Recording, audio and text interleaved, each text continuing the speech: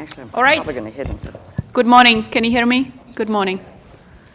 Welcome, everyone, to this morning's presentation hosted by the Literacy Council of Northern Virginia.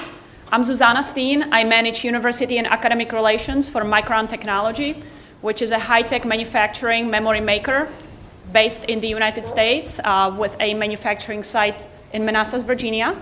And with us being the largest exporter in the state of Virginia, we have to compete not only with our competitors overseas, but also with our very own sites that are around the world. And we are the last remaining memory making company in the United States. So in order to do that, we need to have the pipeline of talent, not only for our engineering positions, but also for our technician positions that require a 2-year degree or lower. And while in the past, a high school diploma may have been enough for our lowest level positions, now with the increased automatization and digitization, we need our lowest level employees need not only the high school diploma, but also some college level classes, and that's where the Northern Virginia Community College has been very helpful to us. But as we realize the importance of the workforce pipeline and education, and we mainly focus on STEM, which is science, technology, engineering, and math, we also realize that it's very closely tied with literacy. So statistics show that if students don't read at grade level by the time they are in 3rd grade of their elementary school, then they are most likely are not going to catch up later on, and their chances to comprehend science and math later on in their years are greatly diminished. And what more, they are more likely to drop out of high school and beyond. So we are very much vested in helping, not just through financial contributions through our Micron Foundation, but also through encouraging our employees to volunteer.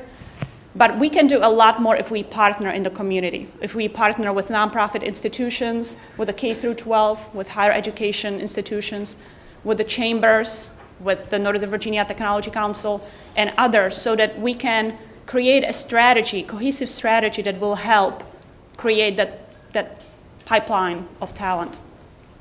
One of such examples that you may be hearing about, in the near future is Systemic Solutions, which is a program that is at the Northern Virginia Community College that works with students as early in the kindergarten all the way through high school and beyond.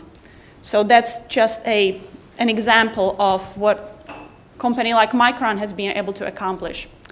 And so I wanted to applaud the mission and activities of the Literacy Council of Northern Virginia because, again, it ties very nicely with companies like Micron, what we are trying to accomplish here in the educational area. And how I learned about the Literacy Council, I co-chair the Workforce and Education Committee for NVTC, for the Technology Council, and Patty has been an active member there. And so our missions are intertwined. I'm just going to tell you a little bit about the Literacy Council before I open up the floor to our speakers. The Literacy Council of Northern Virginia has been teaching adults the basic skills of reading, writing, speaking, and understanding English for 50 years. As part of their 50th anniversary, the Council is hosting this forum to raise awareness of the importance of literacy and adult language education. The Literacy Council is the preeminent provider of beginning level English language and adult literacy education, serving nearly 2,000 adults every year with the help of 700 trained volunteers. As a nonprofit organization, it relies almost entirely on charitable contributions and grants from corporations, foundations, local and state governments. The educational programs result in adults who are moving into better paying jobs and who are strengthening the economy. They also result in parents who are becoming more engaged in their children's education to help the next generation.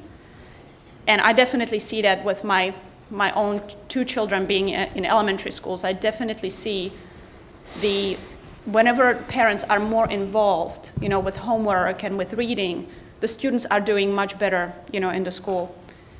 And also, the activities of the Literacy Council result in adults achieving countless personal goals that enable them to participate more fully in our community. As our national leaders are focused on policy and funding issues around immigration integration, pathways to citizenship, and workforce development, it is an opportune time to bring together these experts in the field to share the perspectives on adult education and what we need to consider to advance the field. And that's the reason why we are all here, and that's the reason why we have brought to you all of these wonderful panelists and speakers. And now I would like to introduce to you Jeff Connor-Naylor, who will set the stage and explain the state of workforce in this region in Northern Virginia and why we are here. Jeff Connor-Naylor is the program director of the Northern Virginia office of the Commonwealth Institute. Jeff leads the office's effort to work with diverse stakeholders in the region, identify key issues of concern, and expand and better inform the work of the Commonwealth Institute. Prior to joining the Commonwealth Institute, Jeff was the lead community organizer at a statewide policy advocacy organization in Massachusetts, working to end family homelessness. Jeff?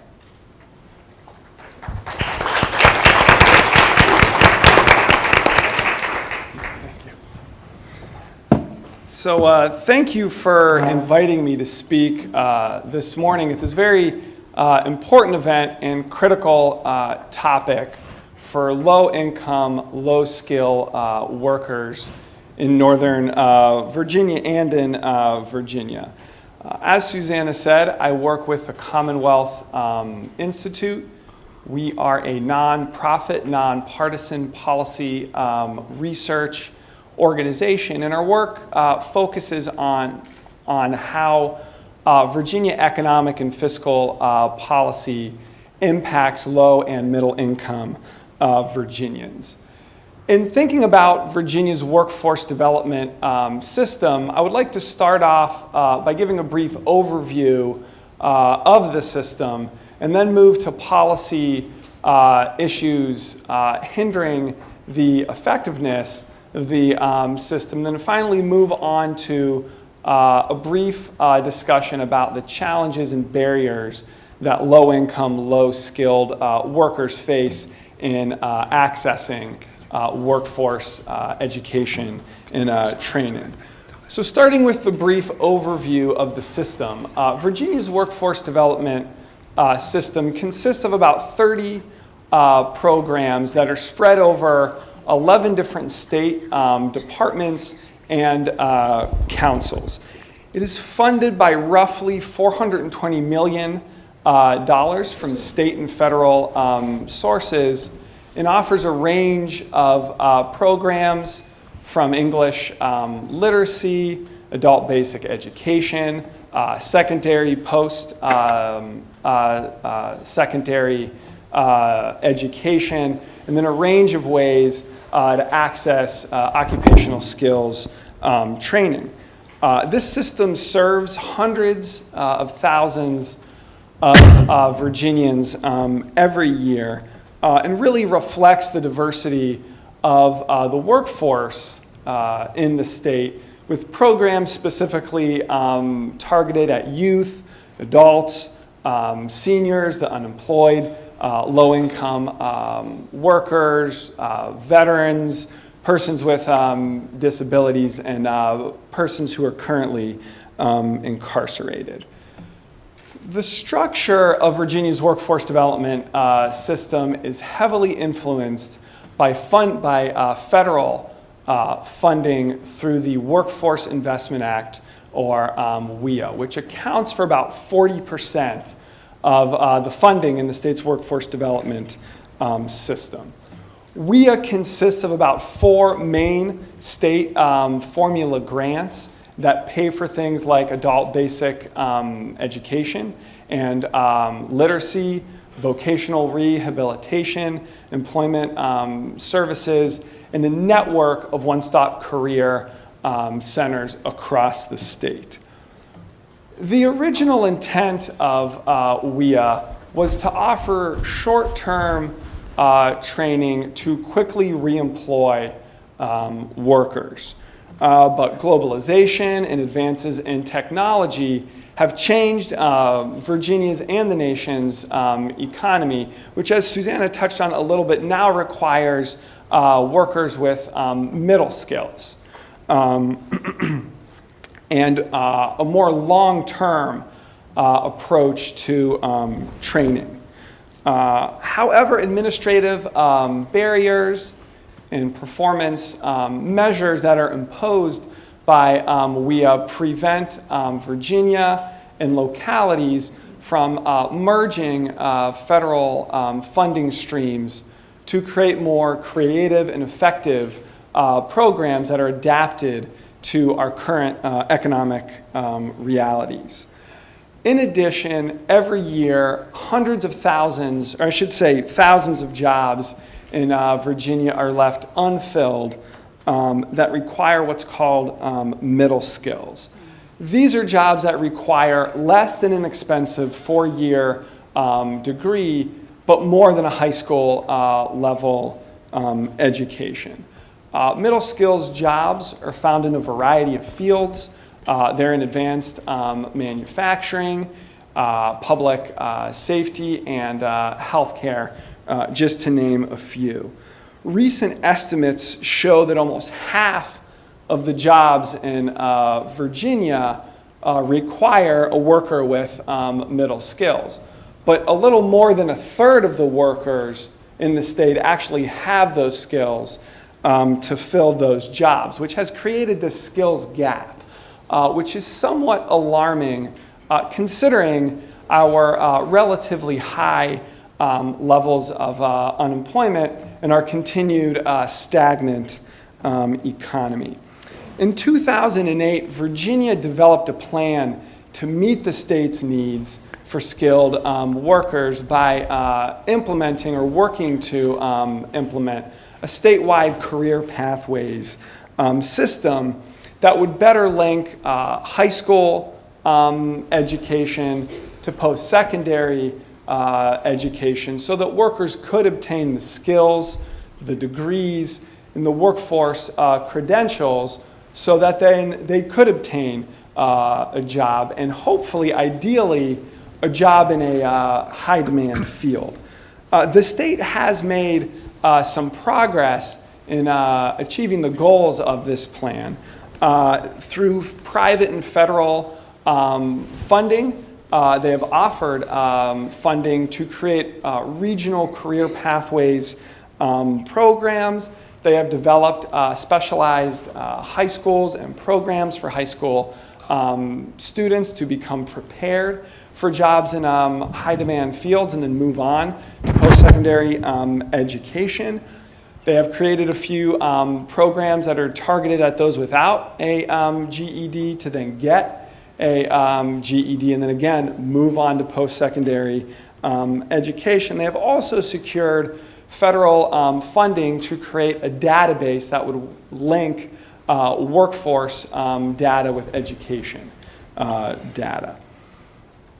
Now, despite this progress, many low-skill workers have not obtained the basic skills to access workforce training and education. The community college system in Virginia is one of the primary institutions that offers middle skills training and education. But in order to enroll in many community college courses, a worker must already have English language skills and have a high school diploma or a GED. The most recent data indicates that only 3.5% of Virginia's adult population that speaks less than very well is enrolled in an English language course, and less than 2% of adults that have less than a high school education are enrolled in a high school education or basic skills program. I must add that Virginia has recently completed a strategic plan for adult literacy and basic skills education to increase enrollment in these programs and to connect participants with career pathways programs. In addition to very low levels of enrollment in literacy and adult basic education programs, many low-income workers face a variety of barriers and challenges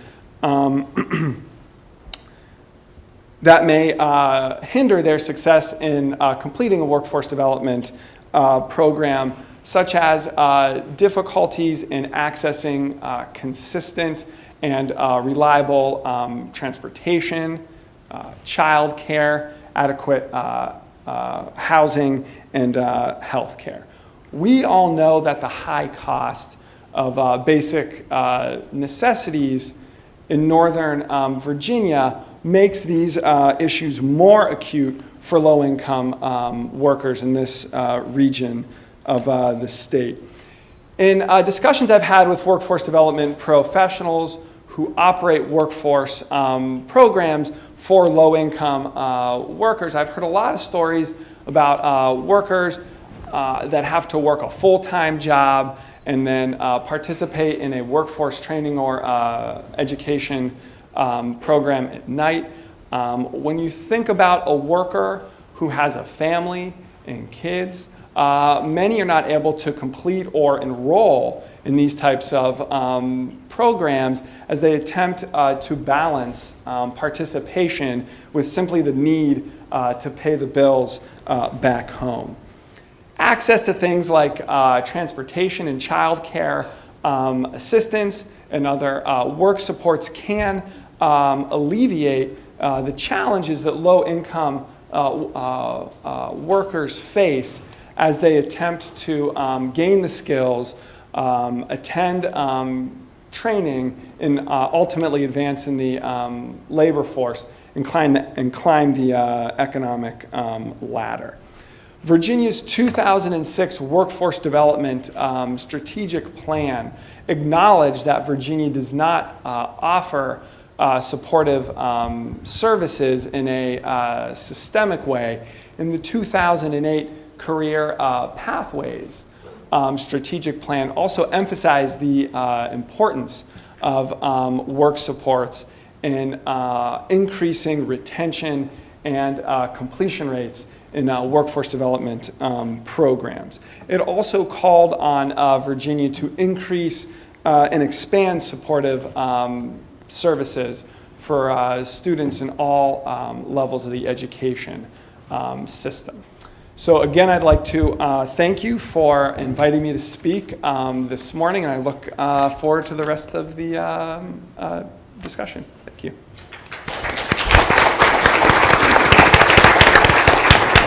Thank you, Jeff, for setting up the stage for our discussion that will follow now.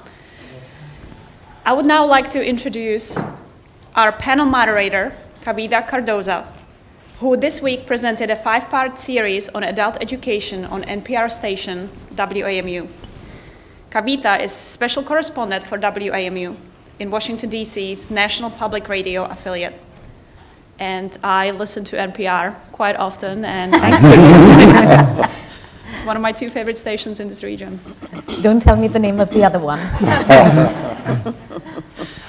She reports on area news with a special focus on children, education, and poverty. Last year, she produced a 9-part series on high school graduation and a 3-part series on children with HIV. She has worked at WAMU for almost 5 years. Kavita has won numerous awards for her work. In 2013, she received a first-place award from the Educational Writers Association for her series on American Graduate. In 2012, she received the regional Edward Murrow Award for Hard News. That same year, her 5-part series on childhood obesity won first place in the series category in the National Awards for Education Reporting and recognition from the Chesapeake Associated Press Broadcasters Education. Kavita holds graduate degrees from the University of Illinois at Urbana-Champaign and the Manipal Institute of Communication in India. Her undergraduate degree is from Mount Carmel College in India. And it is my pleasure to personally meet Kavita and to introduce her to you. Kavita. Thank you so much. Well, it's my personal pleasure to be here because this is an issue very close to my heart. I am an immigrant. I came to the US 10 years ago, and I remember how hard it was, even though I spoke fluent English. I remember the light switches went on the opposite way. Everyone uses different words. Instead of biscuits, people would say cookies. And I never used to get so many cultural references. I remember one day going to work and saying, oh my God, I've heard this great new band yesterday. And so everyone was like, oh, which one, which one?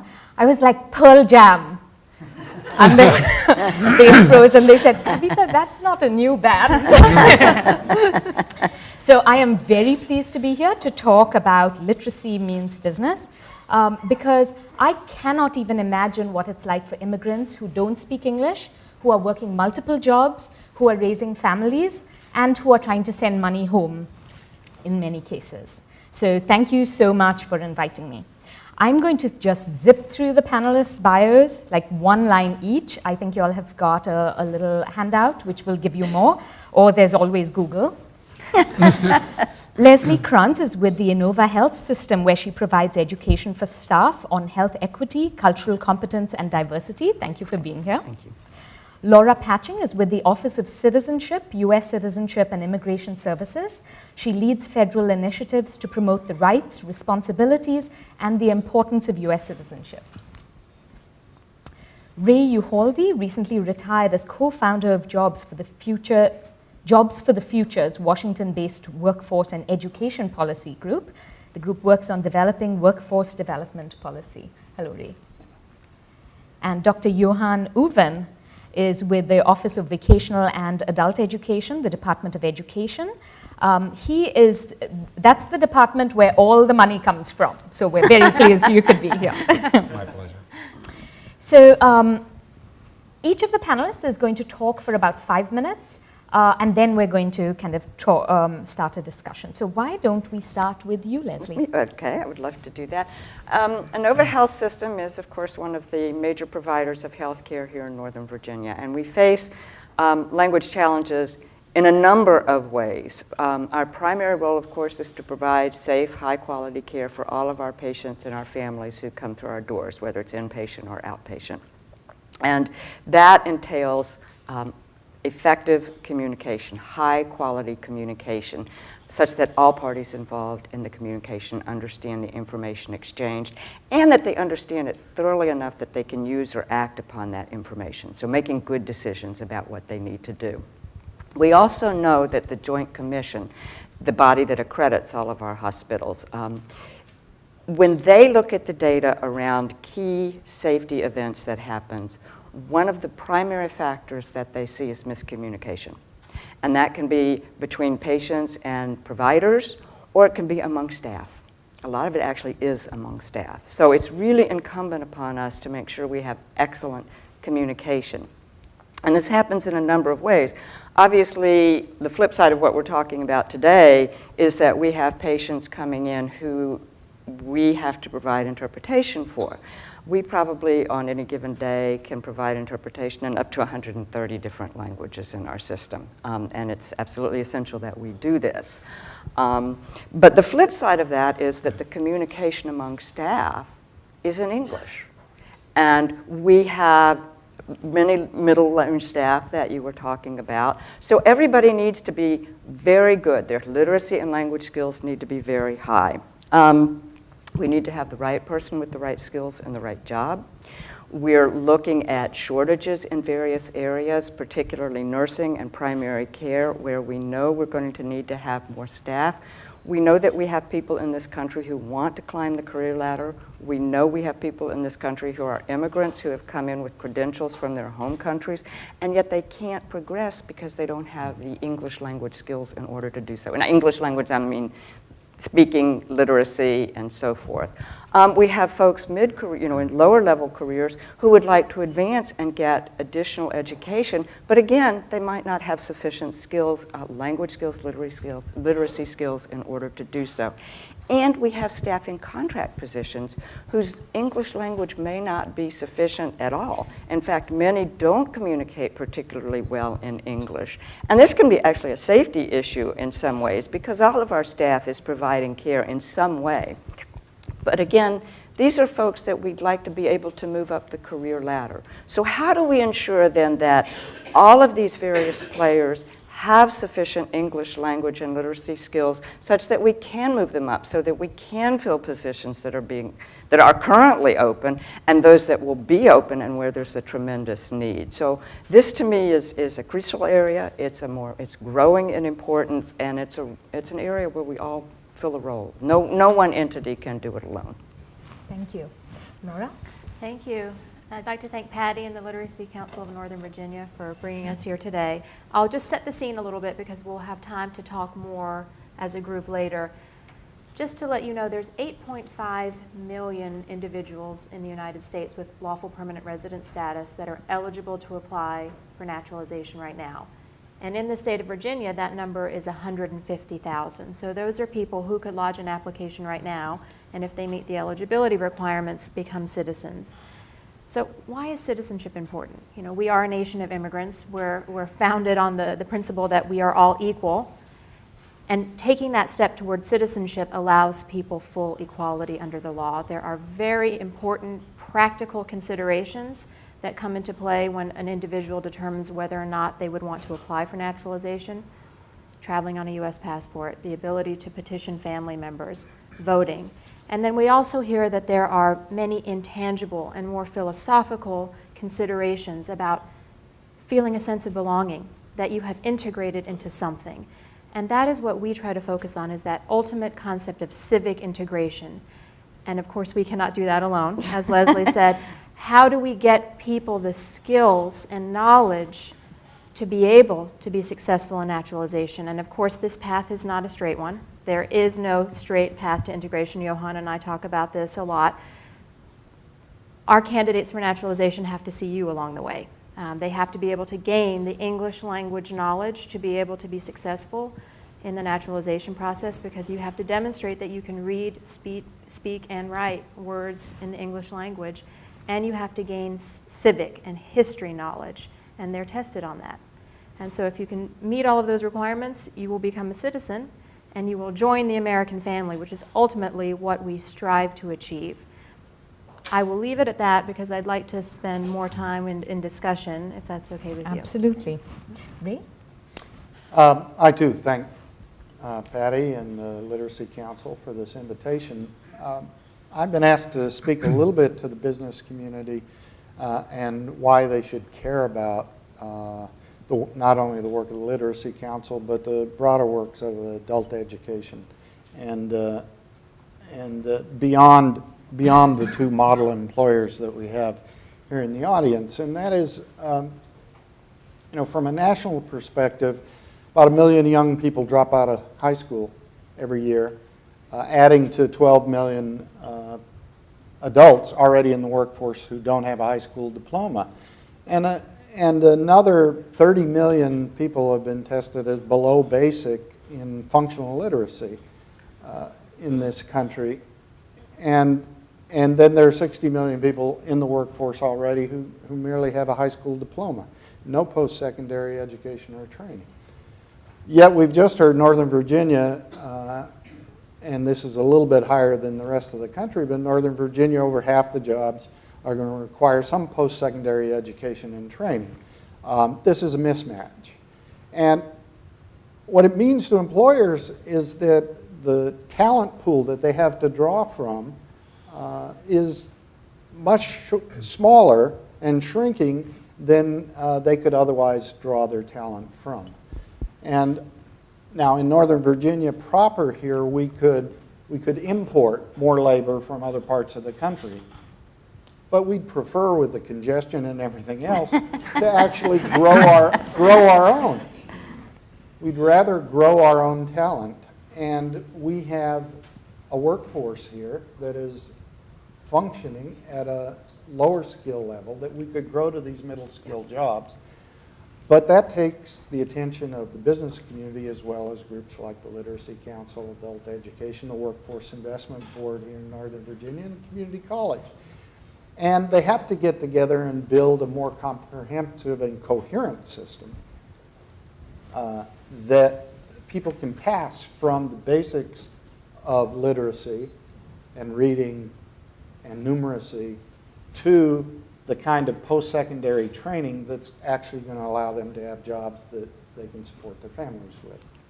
This is important and something that if you wait around for the federal government to figure out how to coordinate all these programs, we will pass another generation by. So I would urge that Northern Virginia, as Jeff was saying for the broader state, get together and build this career pathway system that's coherent so you can move from basic literacy up to more advanced skills and we can grow our own talent pool larger. Johan? Good morning, everyone, and thanks for the opportunity to be here. And I'm also happy to report that I am an immigrant to the United States too, and that about a year and a half ago I became a citizen, and I'm very proud to be a citizen of this great nation. And to be able to contribute to some of the major challenges that we're talking about here today and hopefully find some solutions. So, but very quickly, three initial points, and then in the conversation we can go deeper.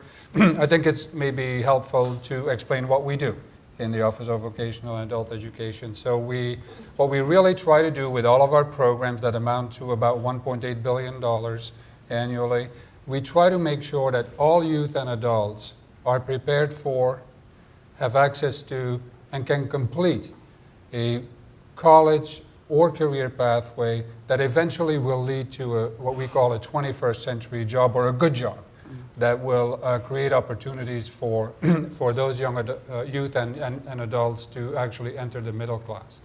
As it comes down to the issues of adult education, our investment is just under $600 million a year.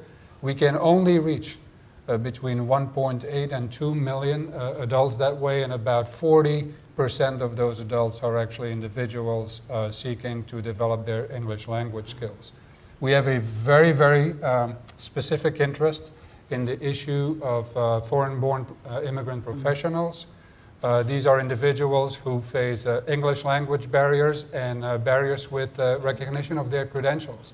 And you may have met many of them as they drive you around in cabs from your hotel to the airport. Many of these individuals that I've talked to are surgeons, architects, engineers, and they are facing some linguistic barriers and some credential recognition barriers, and we're working very hard on finding solutions for that group. Second key point I wanted to mention is the work that we have done with our colleagues in the Department of Labor and Health and Human Services. So in April 2012, we actually got together and communicated to our respective systems that we are making a commitment to helping states, regions, and local communities develop career pathway systems. Because we really believe that the education system can do this by itself, the workforce system can do this by itself, the business community can't fix this by itself, and we need the participation of the health and human services community as well as the economic development community to actually make this happen. So we are on this mission of supporting states and regions and local communities in creating these career pathway systems. And we've just released this issue brief called How to Engage Employers in Adult Career Pathways Programs. If you don't have that yet, haven't seen that yet, I'm sure I can get your contact information and we'll get it to you. Let me leave it at that. Perfect. That kind of segues right into my next question, and I'd like all the panelists to jump in if you have something to say. But Johan, I have been working on this 5-part series, and I found that adult education is so under-resourced, under-researched, under-reported. And I spoke to one researcher who said, within the whole system of education, adult education is like a stepchild. And when you take adult immigrant education, or English as a second language, it's like a stepchild of a stepchild.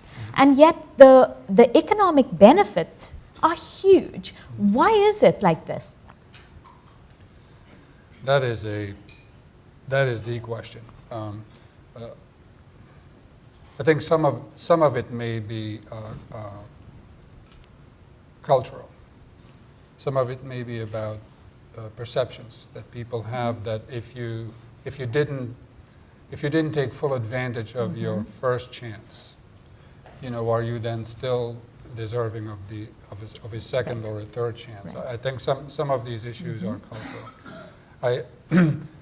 Second point is I think the thinking about this is changing. I think more and more people are beginning to see that the direct relationship between the ability of firms to grow, the ability of our economy to sustain itself and grow, and the literacy and numeracy skills and the problem-solving skills of our adult population. There's more and more research that is indicating that is the case. And we are looking forward to the release of the international data on literacy, numeracy, and problem-solving later this year in October, that will further help make this case. And we clearly, though, need to think of new ways of addressing this issue. The limited federal funding that is available and the state investments are insufficient to reach more than, we can only reach like 5% of the target population. So we need to think of new ways of addressing this, engaging the people who are working on emerging technologies and how they can be used to deliver learning opportunities. We need to work with our employers and see what role they can play in addressing this. How do, Ray and Laura, how do the business communities or other sectors help in this effort?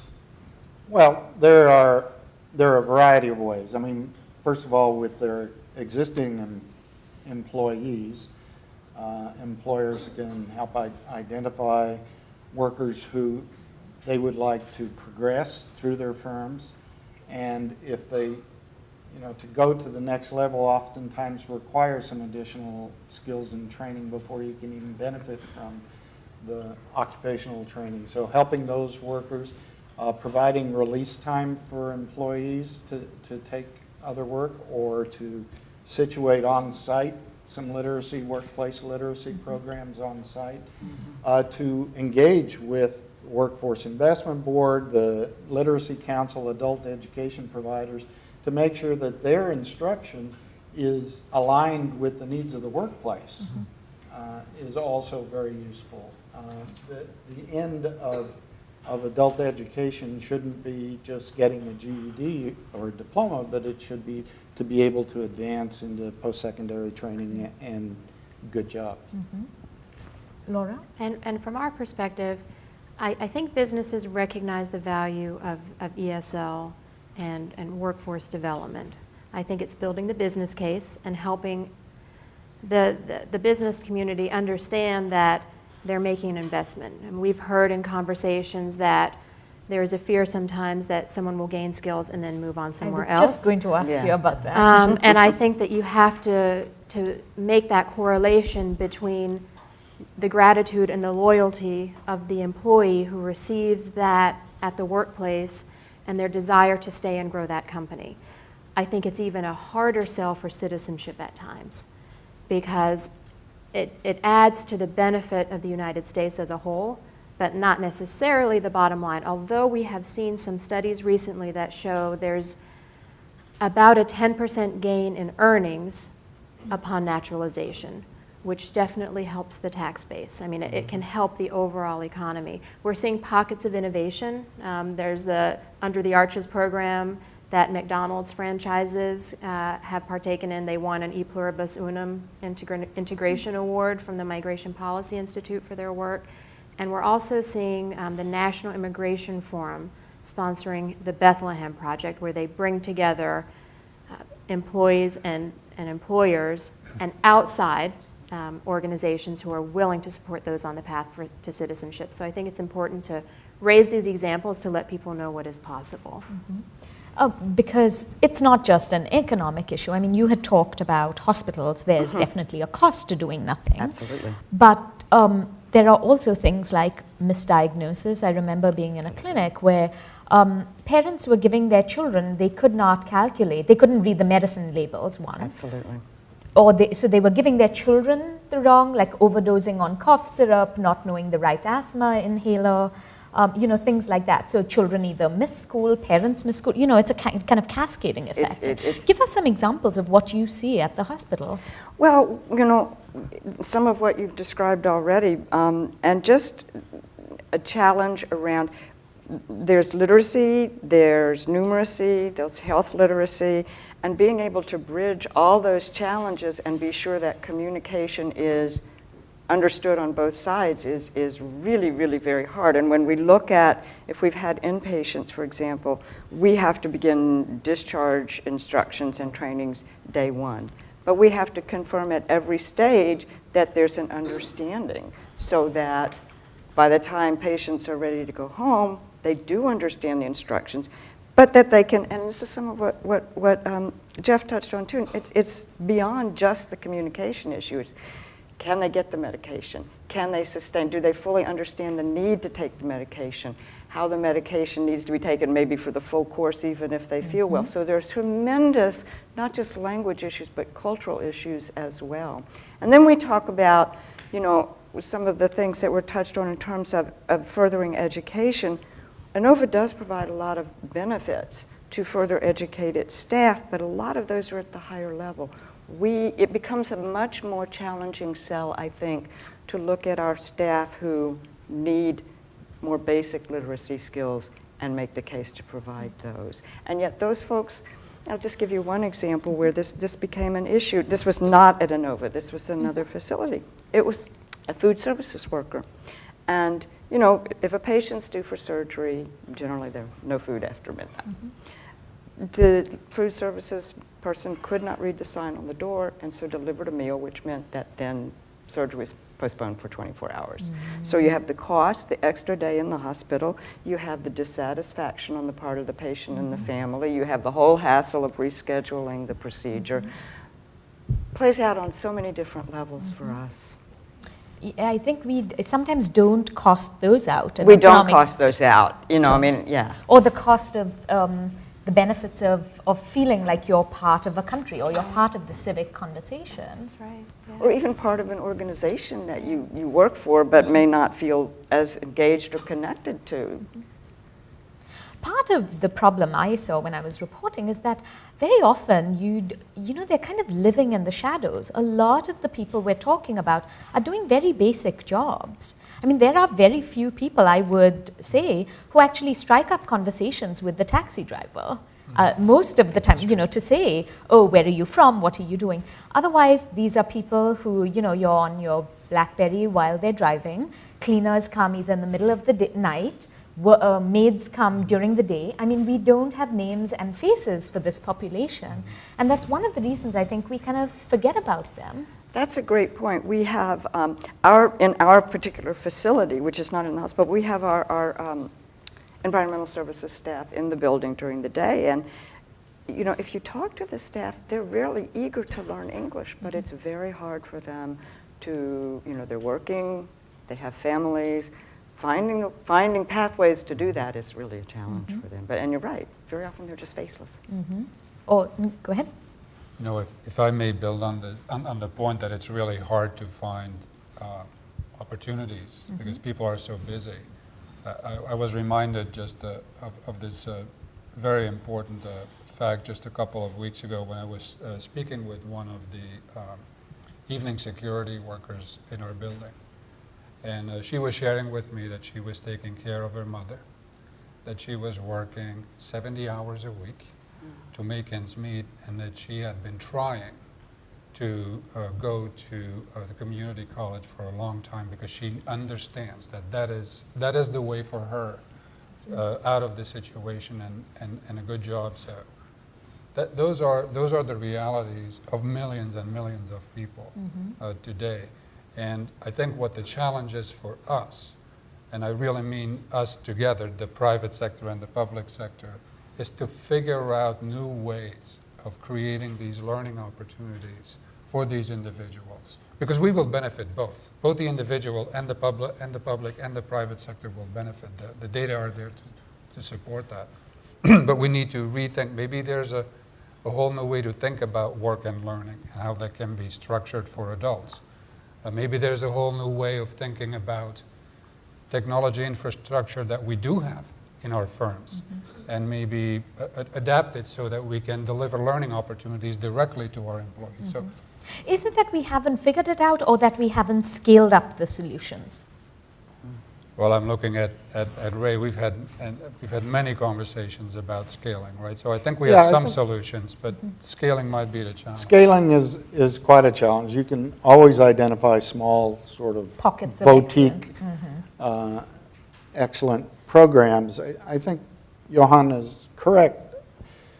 You know, most of our education training system is designed for 18 to 24-year-olds coming out of school and wanting further education. Well, they're a much more patient brood in terms of the time they can spend in school than adults who have families, have mortgages, have demands from their children, and have to try and get this learning in real time. And we haven't designed an education system. We think they can sit there semester by semester, even in adult education literacy programs. You know, spend a long time trying to get to a competency where then you can get technical skills. So we've got to learn how to incorporate literacy skills with occupational learning so that they can advance much more quickly and move through at an accelerated rate. One researcher I spoke to said often ESL students feel like they're going down a black hole. It's like, you know, and the student said, every year my teacher tells me I'm so good at English, I'm so good at English. If I was so good, why haven't I graduated as yet? Absolutely. And I think it goes to one of your earlier questions about the standards and the research around adult education, because we find in the citizenship realm that people come into our classes with very, very low literacy levels. And the assumption is that along the way they would have had access to quality adult ed and ESL, and that is not the case. And I think what happens is if you cannot build a quality program, you will lose people. And unlike Can I just stop you, Laura? Are you talking about low literacy in their kind of native language or home language or in English? So there's both issues. There are a significant number of refugee populations resettling in the United States who do not have any literacy skills in their native language. And then there are others who are literate at a low level in their own language, but then have very basic English language skills because they haven't had opportunities to learn. And what we find is you lose people along the way because they go to a program that is well-intentioned. You know, you all have probably seen English language volunteers, no experience required. And then, of course, someone goes to that program and you lose them because unlike the K through 12 system, you don't have to go. No one's parents are going to get in trouble if you are a truant. And so they lose that because of the mortgage, because of the 2 jobs, because of taking care of mother. And we've lost that important opportunity for people to progress on this path, what we hope will ultimately be citizenship, but there's many different goals that people have stated that will help them feel integrated in the United States. And sometimes I've found that after repeated attempts to try, you know, sometimes so many things are going wrong for this population that has such low jobs, or, you know, every time they go to try for a job, they don't get it. I mean, each setback becomes more and more kind of discouraging, and then sometimes they just stop trying. So we are right a few minutes after 9, and I'm a radio reporter, so I'm kind of a stickler for time. So what I'm hoping, I tell people my programs are at 6:51, and they look at me like, what? I do want to get to questions in the audience. So if anyone has a question, if you can go to the mic. I've got lots more questions, but I see people already. I do want to give you a chance. So. And if we can go through the quick questions as quickly as possible. I'm sure it's an important job. Can you Hi, identify yourself, please? hi. I'm Jeff Carter. I've been working on adult literacy policy both locally in Washington, D.C., with D.C. Learns and with the National Coalition for Literacy and with Pro Literacy for many years now. And I have lots of questions, but the one I want to focus on today, here's the one I want to focus on today. So a couple days ago, the Senate dropped a immigration reform bill, and I'm sort of curious, just broadly speaking, what, and this is a question for anyone on the panel, what you all would like to see in terms of immigration reform to support the efforts that you've talked about today. Well, I know Laura cannot talk about that, so I'd like to see whether Ray go Well, for it. I have no inhibitions since I Go for it. I no longer work for the federal government, and I would hope one thing that that the legislation, I hope, has, because if you think this field is under-resourced now, wait till 11 million people come from out of the shadows and are legalized, documented, and now want to pursue with vigor these services. I hope the legislation includes a substantial amount of resources for immigrant integration, adult education, citizenship efforts, because otherwise it will be a great shame and travesty for those newly legalized if there aren't the resources to support them. Anyone else? Johan can't say that, and neither Johan can can't. No, Okay. I'm so Would happy. you like to take that, So Leslie? happy Ray said Okay. it. I'll pass on that one. Okay, let's move to the next question. Hi. If you come up to the mic, please. Oh, you don't have a question. Do you have one? Anyone else? Hi, Bill Threlkel with Rustin Interfaith. Hi. I wanted to get back to the question on opportunities for people to practice their skills. We're a minor player in the ESL environment, but do a lot of things to support immigrant community. And what I find, and I learned a second language in a sense-around environment. I was living overseas. And so I don't teach often in the classroom, but when I do, the thing that I emphasize is you've got to turn off, your native language television and radio. You've got to pick up your children's books in English and read those, or the newspapers, although that's difficult sometimes because the language is very high. But I kind of disagree with some of the comments. I think there's a zillion opportunities for these folks to engage in the target language of English. The problem that I see in the classroom is that, everybody's had a different journey getting to where they've come to, but many of those people have a very low self-esteem, and they are not at a point in their life where they will engage with other people when they have the opportunity. They will not take the opportunity, and they're surrounded by folks who might be also speaking in their native language. So I would like to ask the panelists, and it could be anyone, how do we break through that mentality and teach these people to take all the opportunities that are around them to engage in the target language? First of all, does the panel agree with that, that there are many, many opportunities and people just don't want to take advantage of them? What I want to do is I want to talk about the research, the evidence, So what we do know is that, particularly with individuals at lower levels of English proficiency and literacy, right, that this whole idea of bringing the outside in to the classroom or into the learning experience transforms lives, right? It accelerates the learning, the contextualization of the content makes so much more sense. So that's something to keep in mind. I think we can bring in, where culturally appropriate, things from community life. But again, I'm emphasizing when culturally appropriate to do that. We can bring in things from the world of work.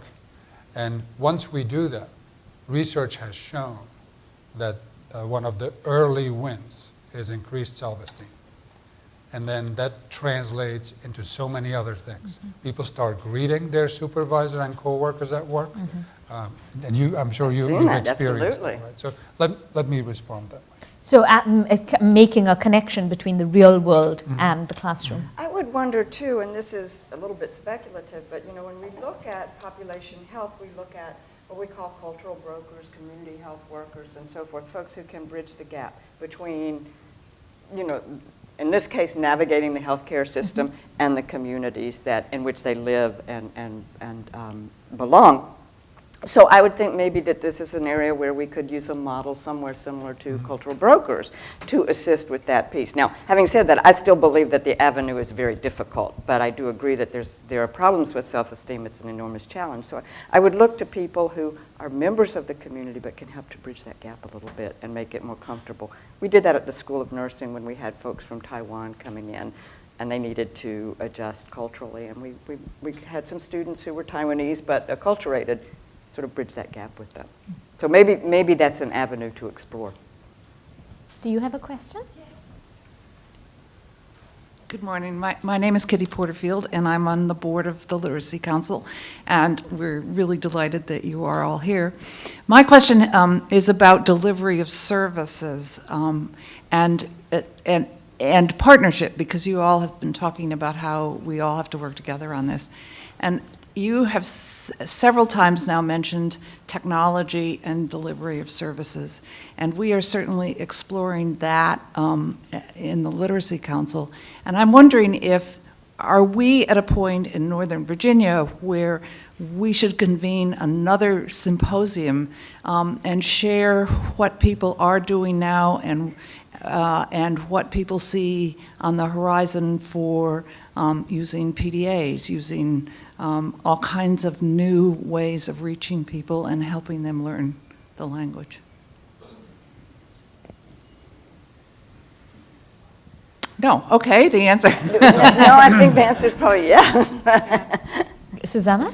I actually wanted to add on to your question or your comment. In addition to a symposium, I would also encourage some online repository of information about the existing programs so that companies in the vicinity of the existing programs can get involved. There are many companies that look for ways to engage with the local communities, to be philanthropic. Some are larger than others. Some cannot pay and provide the donations that some larger companies can. But I think that's a way, sometimes we as individuals or as companies, we are lost at, what is in our area, what is in our region, and how we can give back to the community. So a one-place repository of these programs would be just wonderful, and then kind of promote it throughout the region. Great. Maybe, we're in the process of updating a directory of programs through our information dissemination system that we have, so we can have a follow-up conversation if this were to be of interest to make sure that you know about this. When you say Searchable. programs, what do you mean? What kind? Adult education programs, ESL programs. This is some sort of a directory registry where programs themselves self-register. But I think at this point in time, there are over 4,000 programs that have self-registered.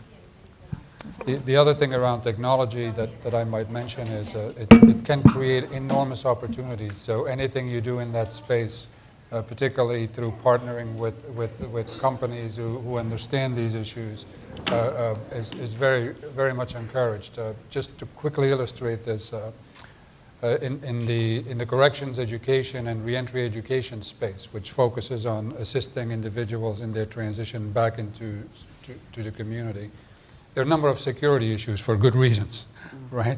And so one of the issues is use of technology in correctional facilities to facilitate access to learning. That has been a problem in so many states and in so many communities. Meaning that computer use is limited because of security Yes, issues? Got you. because of major security issues. Recently, there is a firm that figured out how to create a secure tablet. And they're testing this now in a number of correctional facilities. So that issue basically is solved.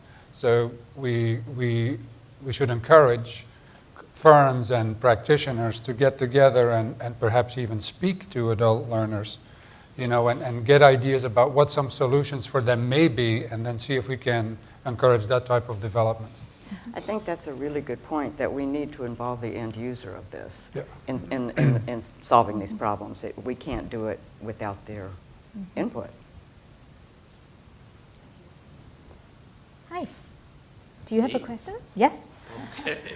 How are you? Good, thank I'm you. Jorge Rivas. I represent the Mid-Atlantic Hispanic Chamber of Commerce. We're lovers of Literacy Council of Northern Virginia and every other literacy council because they play a fundamental role in our society and enriches our lives. But I'm a little surprised about some of the comments, not because they're surprising in themselves, but because sometimes they appear to be out of context.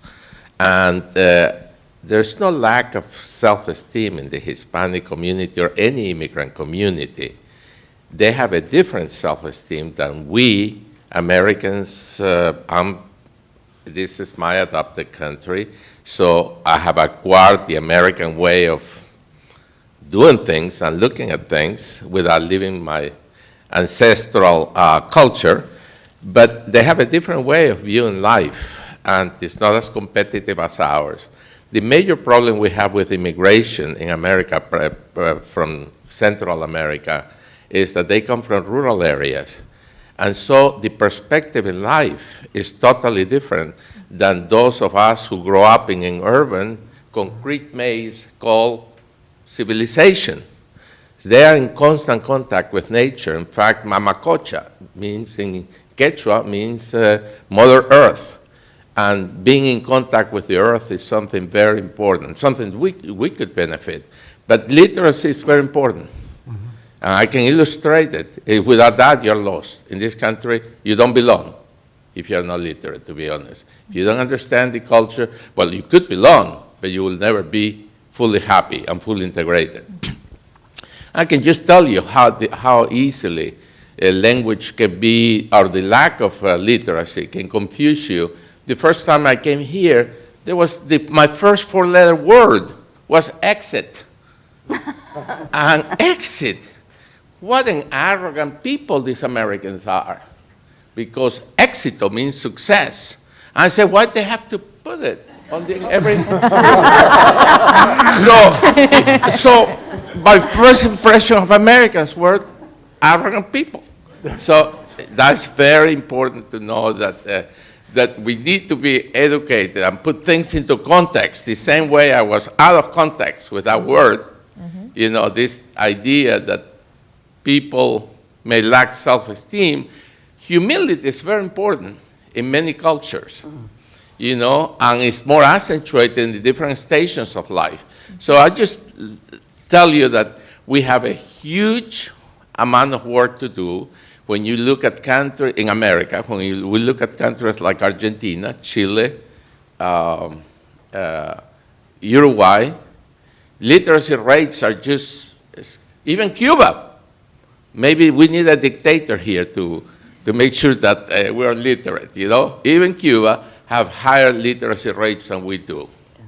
But the fact is that there is no greater satisfaction in life when you can open a book, which is a window into the world, and see, imagine, feel, think about places that you had never been, or ideas that you had never thought, or discoveries you never imagined. So I rest my case.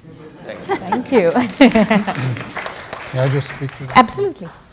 You know, I'm going to take your comment actually and sort of move it up from the individual level to sort of the community level, if I may. Laura, myself, and a number of other members of the administration have been working for quite some time on this idea of immigrant and refugee integration. And one of the, you know, and we've done some obvious things. We've said, you know, there's an economic pillar to this, there is a civic pillar to this, you know, there's a linguistic or language pillar to this. But we've also talked about the importance of integration really being a two-way process, right? That this is not just about the members, the individual members of the immigrant and refugee communities being active participants in this process, but that what is called the receiving community the organizations, the members of a particular town or city, the employers in that community, they are an integral part of this process, and it is really a two-way process if we want to be successful. Well, and I wanted to share that. And I want to touch on that too, because from our perspective, for our providers, we need to understand these cultural differences that you were speaking to, because in order to provide good care, that's part of what we need to negotiate. We need to understand the context of our patients' and families' lives when they come to us. You're right, this is a very humble population. Humility is important. We have to understand that. I'd also like to add, about 5 years ago, in discussions about changes to the immigration system, questions were asked about where people feel most American, and they said at the workplace. Because that is where, no matter if you're humble or illiterate, you feel like you are contributing to something. And I think that's very important, because even if you're not the most confident or direct or aggressive person, you can see the results of what you're doing. And in many cases, that is where you have opportunities, we hope, to interact in English, which may be some of the few opportunities that an immigrant would have outside of the larger community. And I think that's very important as well. I just want to check, Patty, is it 9:15 end or 9:30? 9:30, okay. Let's hear your question. Good morning. I'm Carol Ashworth, and I'm a tutor with the Literacy Council.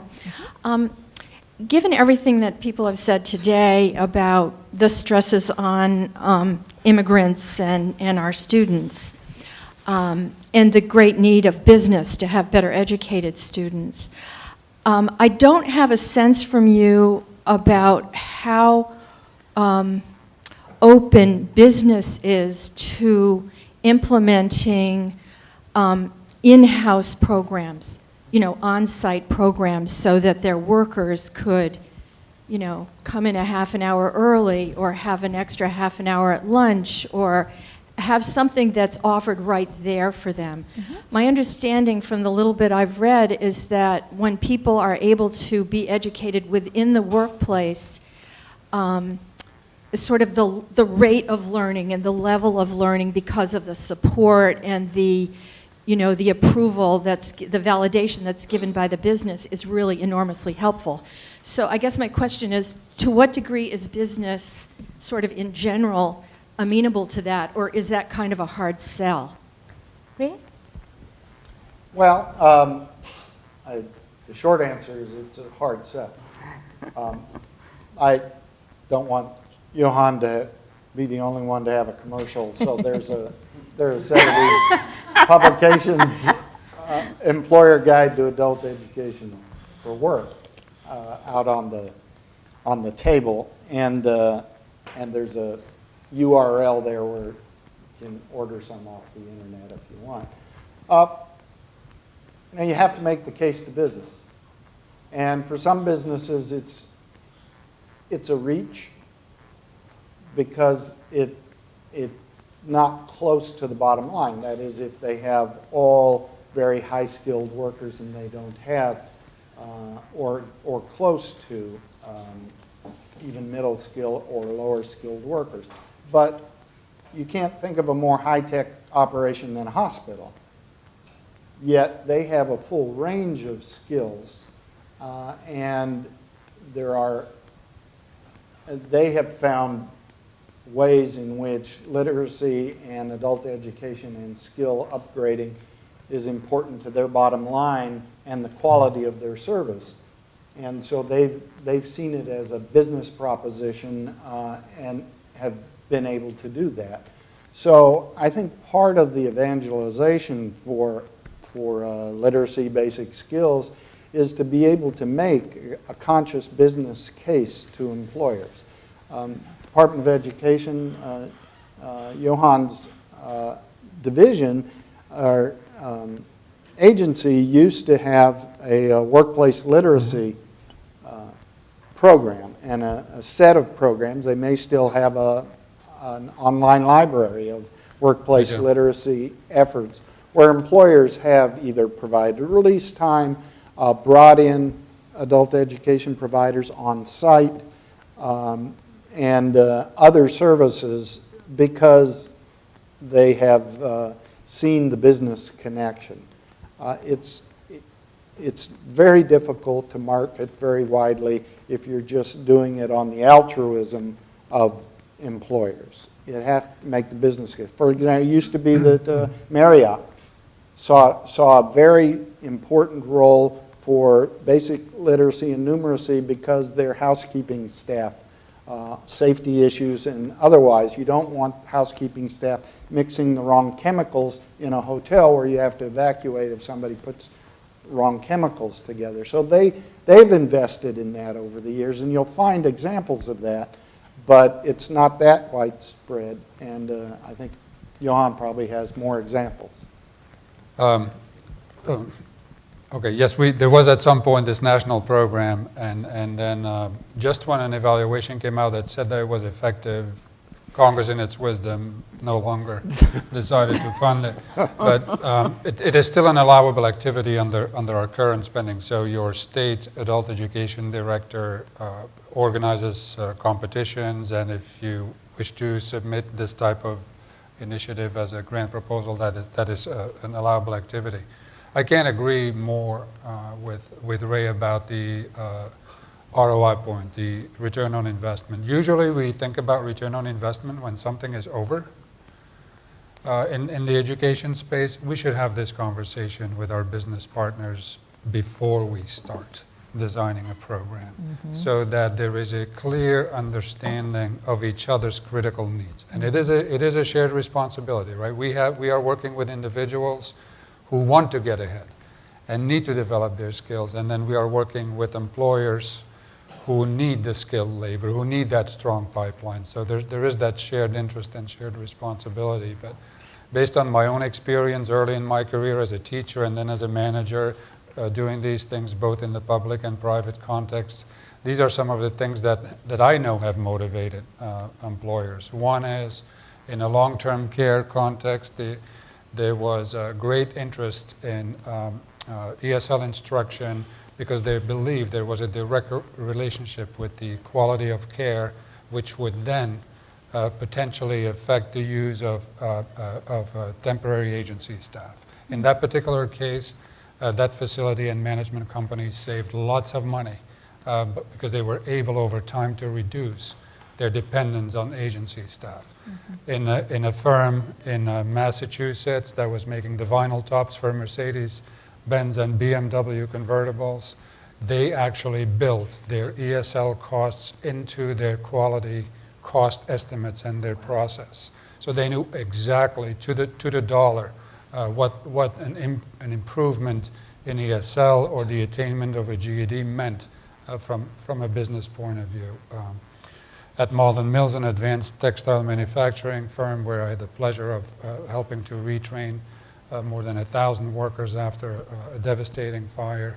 It was in the inspection control area where the great benefits lied. So it's important to talk to business about their needs and then find that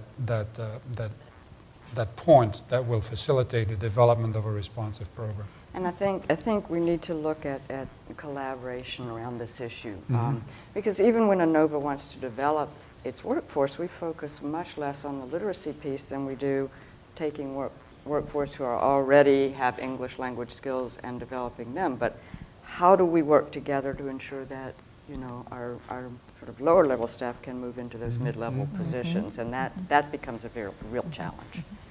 I'm going to take one more question, and then we might have to wrap. Are you waiting for a question?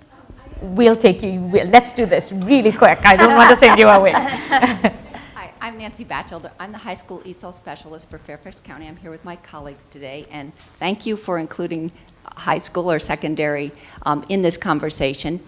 And I've heard so many really great things today, and so many resonated also with our situation in high school. So I just wanted to offer a secondary perspective and put forth a couple things. First is in our high schools, we do have funding, which is a real blessing. We have Title III, which has significantly helped in educating our immigrant students. One challenge we do have is time. Language learning takes time, and if we want to get our students up to the proficiency level where they can pursue the college or career of their choice, it takes time.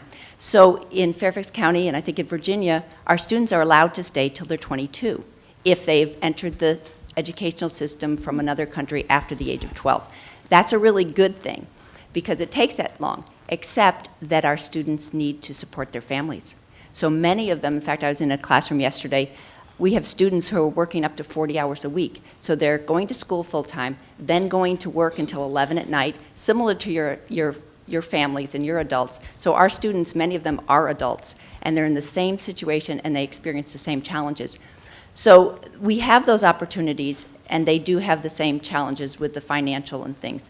But one thing that is a bit of a challenge that maybe you can address is that in the state of Virginia and the federal government, when students stay in our high school system past 4 years, even though they're technically allowed to, and language learning takes time, our high schools get dinged for not graduating students on time. And therefore, there's less incentive for principals who are always looking at their scores to continue to say, sure, stay with us, we'll educate you. So that's sort of a problem that we're grappling with, and if there could be some new legislation that would allow longer, then that would be good. I'm not sure if that's yours, but that's sort of my comment. We have great opportunities, and our students are great, but they also face challenges, and our schools face challenges as well. So maybe you could address that. That's not your purview, is it? The only thing I can say is we're currently in the process of designing a study with our colleagues in our evaluation office to actually look at the experience of many of these high school English learners. And our intent is to better understand the issue and then hopefully draw some policy conclusions from it. Thank you. Hi, my name is Julie Mullen, and I've really enjoyed the panel. Thank you all for being here. And I just wanted to bring one barrier that we haven't talked too much about this morning into this. I do business development for a workforce development program called Training Futures. It's a program of Northern Virginia Family Service, and it's one of those nationally recognized, fantastic boutique programs that's really working. And it's interesting because not many not-for-profits employ business development staff, but the reason why it's such a critical part of the equation is that our graduates are everything you all are talking about. A lot of them are first-generation Americans that are doctors, accountants, lawyers, highly skilled professionals in their country, and they're doing working full-time at a very low-wage job and coming to our program from 9 to 2 for 6 months to really get ahead. And then what we really experience is that upon graduation, the business community has put barriers into place, like a 4-year degree. It's a proxy for them. They've, it's a lazy way of saying, we just think that if you're going to succeed in our environment, you need a 4-year degree. And for so many of those jobs, it's really not the case. And, it's, Jeff, you talked about those kind of middle skill careers, and so many of those don't have a great career trajectory. They are kind of those $10, $12 an hour jobs, which are a great next step when you've been a cashier or a taxi driver, but still we want more for our graduates, and they certainly want more for themselves. And so it's really communicating to the business community that there's this whole sector of the population that's just really being left out of the equation, and if we're going to be a really vibrant economy, we need all of our resources. And as we're training people, how do we get the business community to understand this is a huge resource there for them? With that, I am going to have to, Jeff, maybe if you take that like in a minute or take that offline, or we need to wrap up. So Yeah, 1 minute. Maybe that's something that we could take offline, and I think it is specific to each kind of middle skill industry. But yeah, that's something that we could certainly take offline. Thank you so much.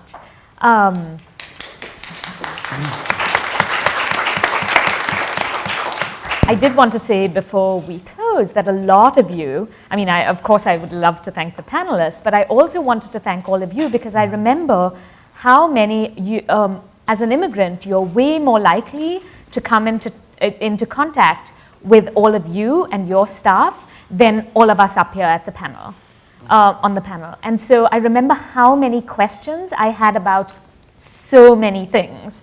And it was really people I came in contact with at work, in my apartment building, who answered those questions and, like you were saying, made me feel welcome and a part of things. So thank you very much for organizing this and for being here this morning. Thank you.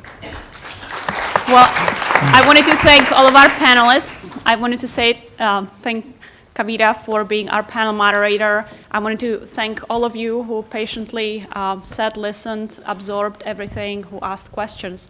And I know we are under the gun. It's right now exactly 9:30 and 20 seconds, but I will take the liberty, having the microphone, I just wanted to add a couple of the points. And so I am an immigrant myself. You can, I guess, gather it from my accent. So it's 3 of us here among 2, 4, however many of us are up here.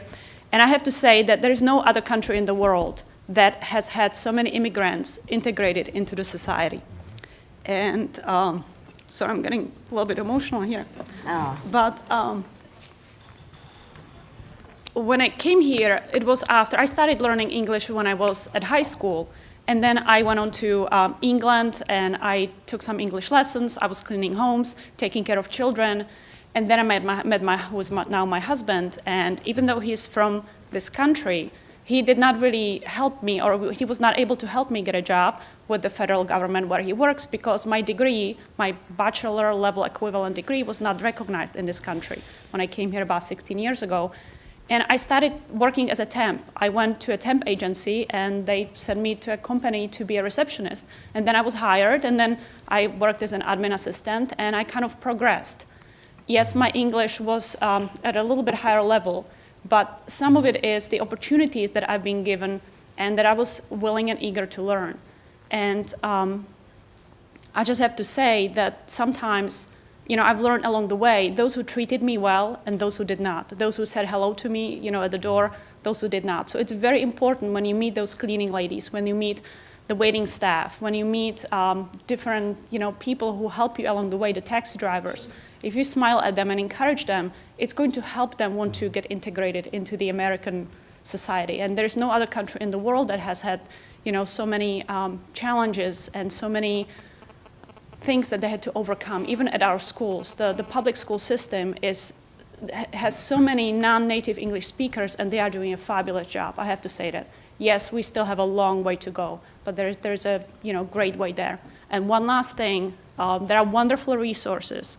Like if you let children, many of these immigrants have children in local schools. If you encourage the children to read, even at the lowest level, if you get them excited, they will want to read these books with their parents. And we have seen many, many instances where that has encouraged the adults to actually, keep on reading and learn with their children, learn the English language more. So anyway, thank you so much for indulging me, for listening to me. We are now at 9:32 or 9:33. So thank you so much to all, and we shall meet again. Thank you so much. When you were talking, I Thank was you. reminded, I used to do this work as a teacher and manager in We should meet healthcare. you.